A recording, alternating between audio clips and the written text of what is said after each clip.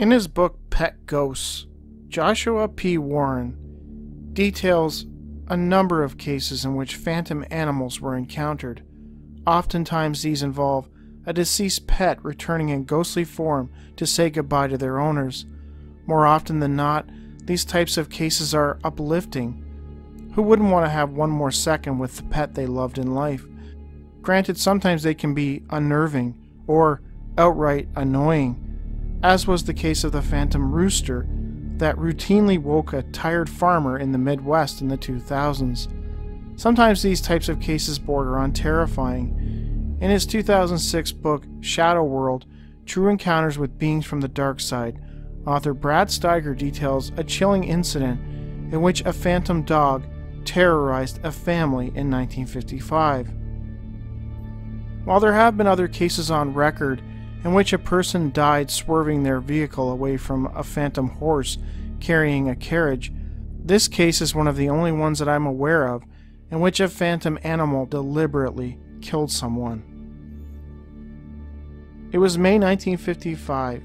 Fred Perry and his family, which included his wife, their 2 young boys, and their newborn baby boy, had just moved into their home in Birmingham, England. It was a lovely place, and they were excited to finally be settled in.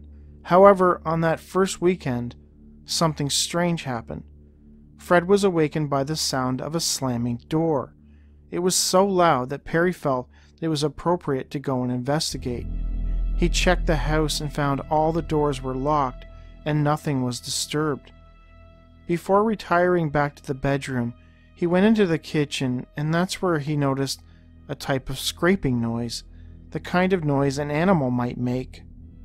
To him, it almost sounded like a dog scrambling around on a hardwood floor. He listened some more, and eventually everything went quiet. He shrugged it off and returned to bed. Little did he realize that this was but a taste of things to come. Over the next few weeks, these strange noises were heard almost nightly by Mr. and Mrs. Perry.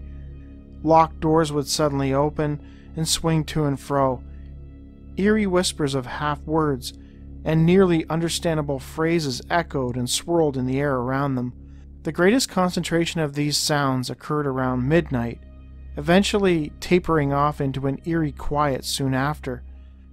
One day, while cleaning one of the bedrooms, Mrs. Perry recalled feeling the sensation of icy cold fingers running down her body. The strange, unseen dog also became more prominent, seemingly following them around as they walked from room to room, the unmistakable clacking of paws and shuffling of what they assumed was a small dog. It would be there to greet them at the door sometimes, and would wander around the house at night when nobody was up. The Perrys ran down the usual list of things that could explain the whispers, the banging doors, and the dog, but they eventually concluded that whatever was going on, it was beyond the realm of their understanding. The fact that they were collectively hearing and seeing these things, sometimes at the same time, ruled out hallucinations. Whatever was going on, it was definitely happening. Perry even recalled he and his wife laying in bed at night, listening to the whispers, trying to decipher what was being said. To them, it was just nonsensical, garbled words. It was soon apparent to them that their dream home was quickly becoming a nightmare, and the Perrys feared that the children might soon be affected. The Perrys did their best to play off the strange occurrences, telling the children that what they were hearing was the wind or the settling of the house. They were determined to not acknowledge the entities in hopes that they would eventually go away. Things changed for the Perry family one morning in June when Mrs. Perry entered the baby's room and found the child laying lifeless in its crib. It was later determined that the baby had, for some reason, stopped breathing during the night.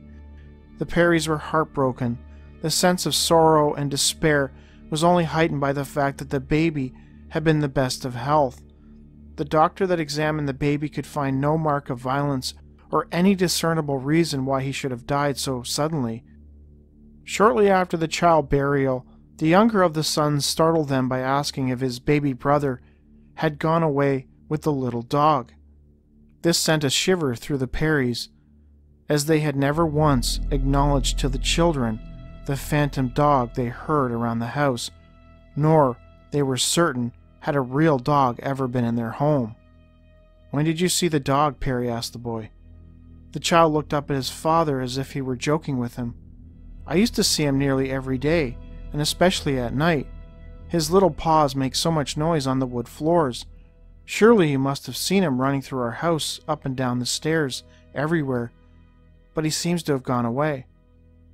Summoning her emotional reserve, Mrs. Perry asked her son when he had last seen the little dog. "On the night the baby left us," he replied. "The little dog was sitting on the baby's face." The wife became hysterical, and Fred could not calm her.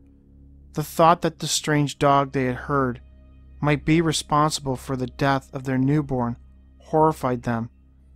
Not long after, a priest was summoned, but the religious ritual performed by the clergyman did little to stop the strange things happening in the home. The whispering and banging doors continued, and after some time, the Perrys began hearing the scratching and scampering of the dog moving through the house. They did not know where the animal had gone, but they were sure it was back.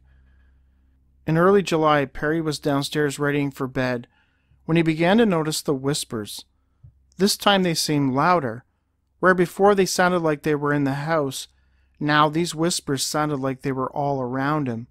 It was so loud and so unsettling that he became frightened for his family.